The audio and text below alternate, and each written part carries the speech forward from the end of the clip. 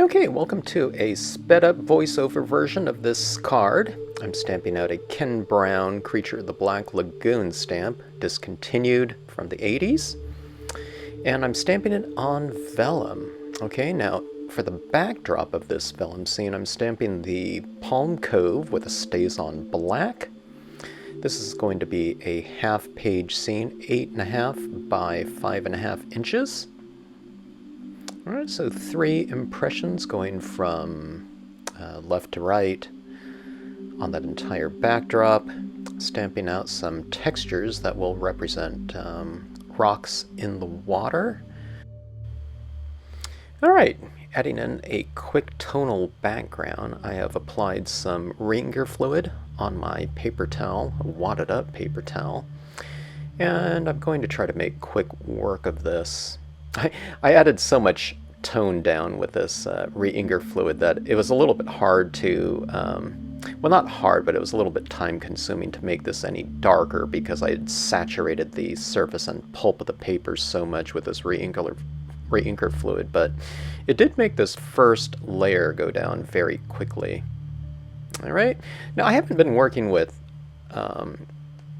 the Stays-On solvent style of ink for very long, but I like the fact that you can just go in and color almost immediately and not have any smearing due to the fact that the solvent inks are different than the water-based inks. So, and the Stays-On ink, of course, is a very quick drying ink.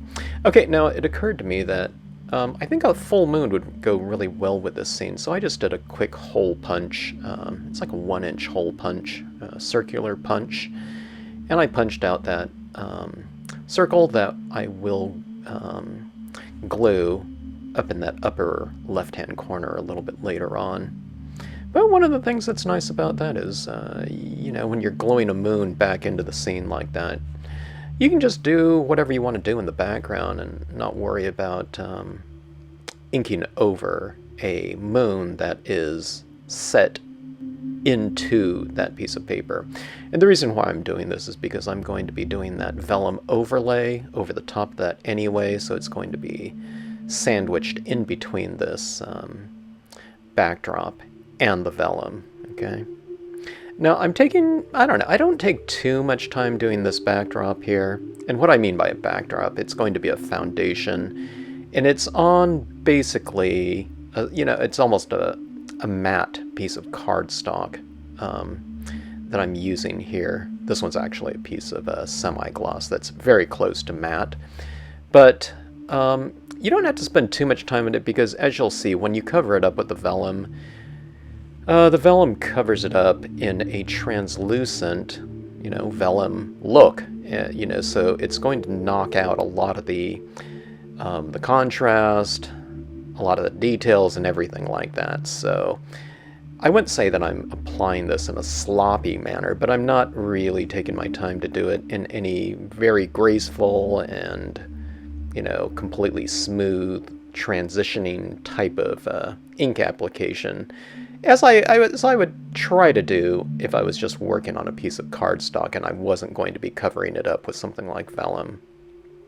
Alright, so I'm trying to make it darker here because when you do cover up with vellum, it does knock down the values by quite a bit. You know, it's basically, vellum's almost like tracing paper or something like that. It's not like clear acetate, so it's very translucent, so it means it's semi-transparent, and it does kind of push back that,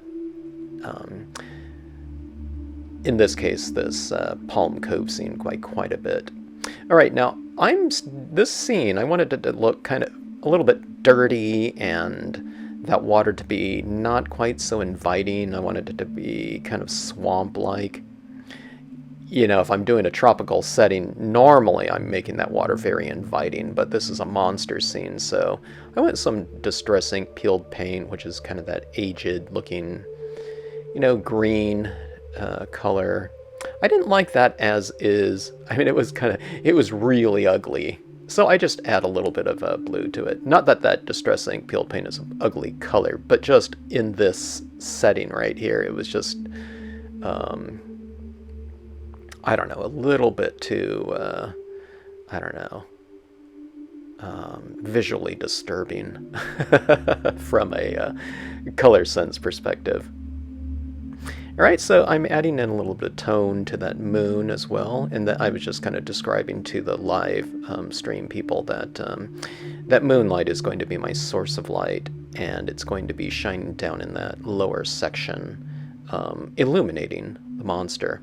Okay, so adding in this water texture into the scene, and again, you know, it will show through the vellum a little bit. I wasn't quite sure how much, but you know, I'm not being super careful at all about my application of it. Again, you know, there's going to be a lot of things over the top of it, including just this, you know, semi-transparent piece of vellum. So I just wanted to get a little bit of a head start on some additional water texture.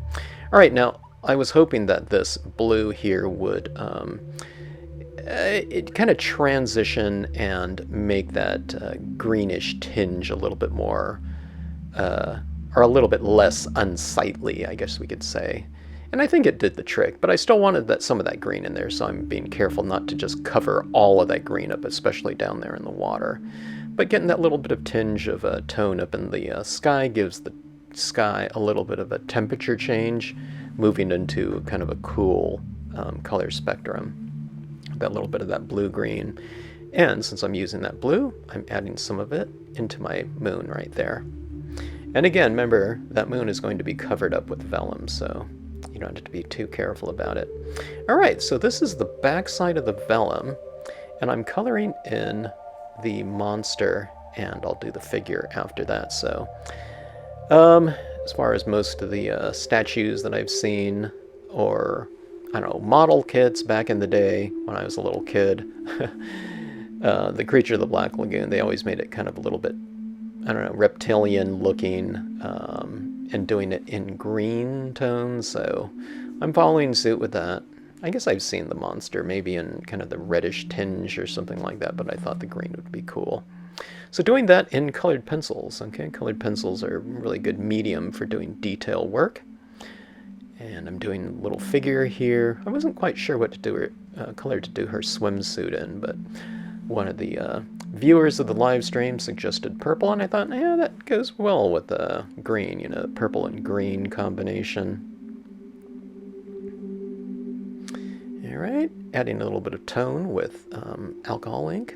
And I was just mentioning to people that they can use alcohol ink to color in the scene as well, or to kind of enhance it a little bit more. I don't know if it really made a difference, you know, by the time I covered it up with the vellum, but, you know, you can always just kind of play around with it and experiment. All right, so just showing the viewers, you know, a little bit of an application of black colored pencil here to create a shadow being cast by the creatures. Now see that shadow's down there? And right here with the Dr. Martin's Bleed Proof White, we are blocking out the figures. All right. I didn't want the tones of the water and everything like that to be showing right through the figures. Even though I did, you know, color them with colored pencil, which made them a little bit, you know, closer to opaque. But doing this makes the creatures, or the figures, very opaque, so you can put them right over that background, and that background isn't going to show through the vellum and figures, okay? Now that Dr. Martin Bleed Proof White does dry pretty quickly, but give it a few seconds and see how much that figure stands out from the background. Okay, now remember, I stamped the figure on the front of the vellum. The coloring and that block out were on the back of the vellum at that time. All right, so I'm going in and adding in some extra foreground figures on this vellum portion.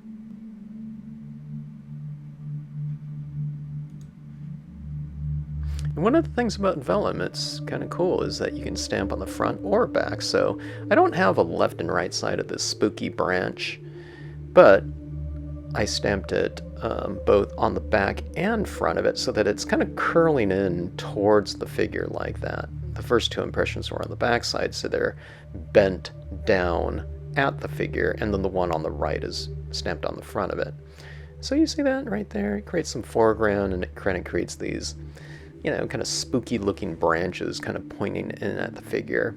And to create some visual continuity between the foreground and background that includes palm trees and the Palm Cove, we're stamping the palm frond large there in the foreground. You know, to kind of create that framing device, but it also creates a lot of depth by having, you know, a large leaf like that right there in the foreground. And again, it creates that visual continuity between near and far by having this large palm frond in the foreground and the palm trees right there in the background, okay? So just getting my bearings, always, you know, anytime you're going to be utilizing some kind of process like layering, you kind of want to get your bearings and hold the, in this case, the vellum over the top of the background periodically to get your, see what it's going to look like. Okay, I added some little glowing little eyeballs in the darkness, kind of like a little, oh, I don't know, cartoon, maybe like a, I don't know, Disney cartoon, or I don't know, something like Scooby-Doo. You know, there's always these eyeballs glowing in the shadows. All right, now changing my textures around a little bit with a little bit of white pigment ink in the distance, kind of making some of those palm trees look a little bit farther in the distance, softening some, giving it a little bit of textural change. 3M Super 77 is the spray adhesive that I use, and I have sprayed the backdrop, and I'm applying the vellum right over that backdrop scene, okay? Now that, it really knocked down the values and intensity of that background. It really pushed the background into the distance from a visual standpoint by making it, you know, everything in the background now very light in value. It almost made it too light. I was missing some of the darkness of the sky because I thought it would show through a little bit more with this vellum, but it didn't. So all I do is just compensate by applying a little bit more, or a lot more, of black ink right over the front of this vellum. Okay, I'm just doing it with this paper towel and tapping in some dye-based ink right over the perimeter of this scene. Doing it a little bit more, kind of creating that little bit of contrast. Now, one thing about this video here is that vellum kind of is very reflective, so the scene is darker than what it looks right here just because there's so much light shining off of that vellum. But I'll hold up the scene later on where you can see the true kind of values and what it looks like.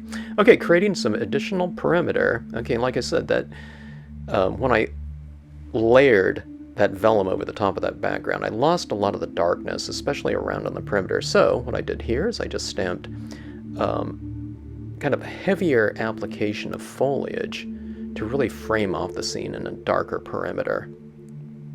Okay, going in now and fine-tuning some shadows. So I'm just taking a black colored pencil and creating some shadows. And when you do this right here, and when you create shadows at the base of objects, whatever it is, trees, cabins, monsters, it really anchors them into the scene a little bit more, or a lot more, I would say. Okay, now brightening up some of those little eyeballs in the shadows there. Wanted to make it look a little bit more ominous. Adding a few little highlights on some of the branches, especially around the moon like that. It kind of pulls the branches out from the distance, gives them a little bit more of a three-dimensional look. Adding some highlights on some other tree limbs. Okay, and adding some little highlights in the water, giving the water a little bit of added texture and highlighting like that, which is really fun to add in there. It gives this water a really good surface, you know, and you want that water to be somewhat reflective of lighting, so it's a good idea to add in some highlights. You know, if you don't have a paint pen, you can probably do that with a white colored pencil, okay? Adding in some soft mist into the swampy area like that. It really sets the creature into the scene even more, so it's adding some highlights around them in the form of this mist, but, you know, on the other hand, you do that in combination with that shadow that you've added in there, so you're really kind of oh, kind of enveloping that creature in this atmospheric fog and light in the scene, and it really brings things together. All right, a couple more foreground images here, just to kind of, I don't know, create a little bit more depth and contrast, and plus these branches like this, when you do these bare branches. Okay, holding this up, you can see how there's that glare on it, but that's how the scene looks right there if you hold it up out of the glaring light. But all those little fingers and branches like that look like arms kind of reaching down towards the characters, and it makes the scene a little bit more, I don't know, kind of spirited and ominous, you know, going for that look that we're going after. I don't see this scene as really scary. It's kind of more famous monsters of filmland type of thing with, you know, Frankenstein, the mummy, the werewolf, that type of thing. That's when the Creature of the Black Lagoon came out, I think, in a movie format. So anyways, that is the scene there. Hope you enjoyed it. My first kind of Halloween card of the year. So thanks so much for watching, and if you have any questions, drop me a note in the comments section.